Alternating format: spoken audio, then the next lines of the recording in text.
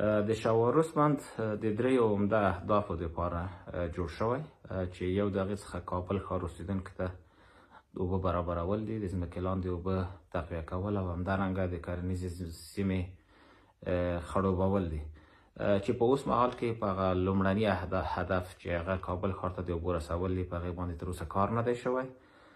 خو په نورو برخو کې البته بند کولی شي سر له اوسه ګټور ثابت شي او د هغې څخه د ځمکې لاندې اوبو چارج دی چې کولی شي دغه بند نه لاندې سیمې یا هم د کابل ښاره پورې دغه ساحو کې د اوبو په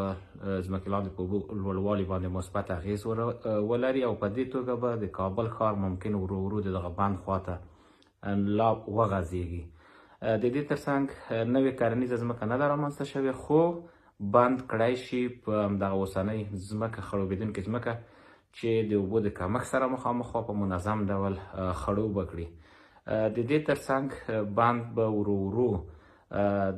په کوچني کاروبارونو په رامنځته کېدو باندې هم اغېز ولري او د قرغې د بند په څېر به دلته یوه تفریحي سیمه رامنځته کړي